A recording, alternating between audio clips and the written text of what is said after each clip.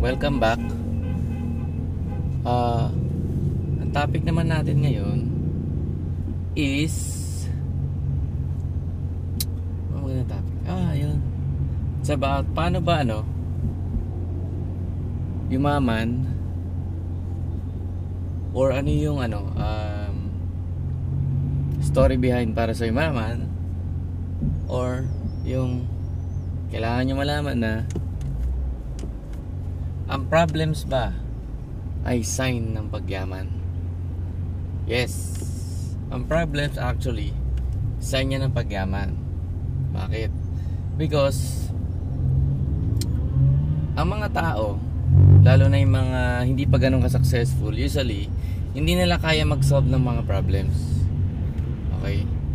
Sa business natin, kapag nagsisimula ka, ang problem, of course, wala kang ma-invite, walang sumasali, walang bumibili ng products. And then, yung mga iba na nasusolusyonan yon, yung problem na yon, yung mayaman sila. For example, yung nakaka-recruit, nakaka-invite, nakakapagpapay, nakakabenta, kumikita sila ng malalaki. And yung mga hindi kumikita, ayun yung mga nag-quit kasi hindi nila solve yung problem regarding that. Ngayon, ang typical na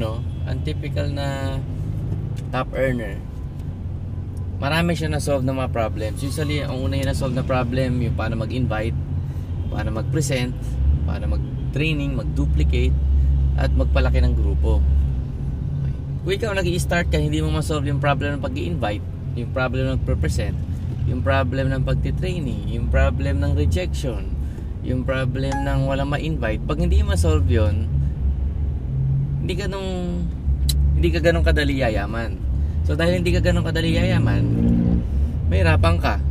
And most of the time, yung mga ibang tao na hindi nila nasosolve yung problem sa finances o sa hirap, hindi ma-discouragement, hindi na nasosolve yun, umaayaw sila na quit. Tandaan nyo, lahat ng mayayaman, magaling lang silang problem solvers. Ang buhay natin, lalo na sa ang pagiging successful financially, parang sa school lang din yan. Sa school, dumaan ka ng prep, grade 1, grade 2, grade 3, grade 4, 5, 6, high school, college, until mag-graduate ka kung ano man, di ba? Kaya nag-graduate yung mga tao, okay, kasi each and every baitang or level na napupuntahan niya, nakakapag-solve siya ng mga problem. May problem pang grade 1, may problem pang grade 5, may problem na pang first year, di ba? Sinosolve mo yung mga problems na binibigay bawat lesson. And pag hindi mo nasosolve, nagiging repeater ka. Yung iba kaya hindi sila yung iba naman umaayaw sa pag-aaral kasi hindi nila kinakaya, diba? Hindi nila ma-solve, so ayaw nila mag-aaral. Ganun din sa buhay, ganun din sa pagiging successful. Pag hindi mo ma-solve yung problem sa finances mo, imposible ka yumaman.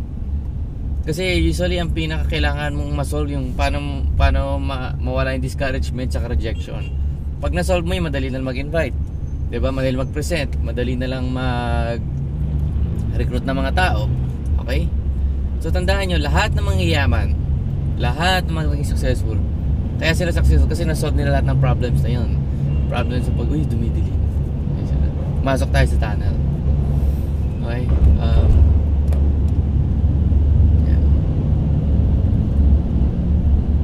So yun, na-solve nila yung problems sa pag-invite. Yung mga hindi mayaman, hindi nila kaya mag-solve ng problems.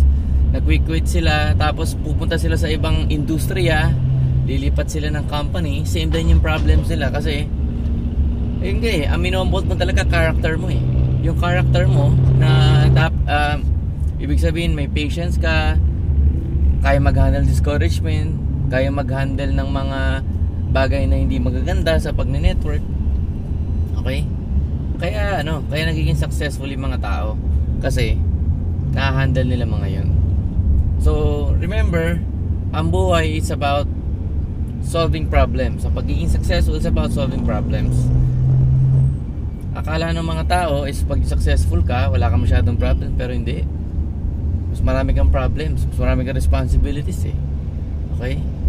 Yung typical na nag-i-start, ang problem nila mag-invite, discouragement, rejection. Yung mga typical top earner, problem nila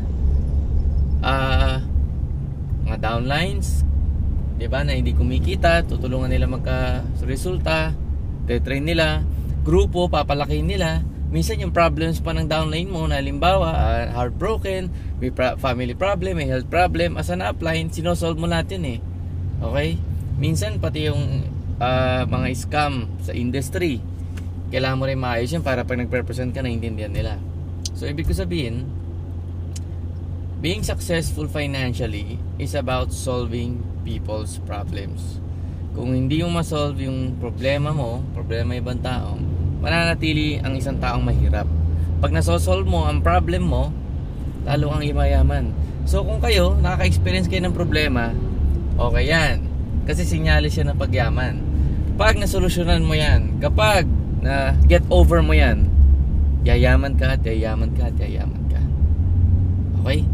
Ang gobyerno, ganoon din. Sinosolve nila problema ng tao. Diba? Mga company owners, ganoon din.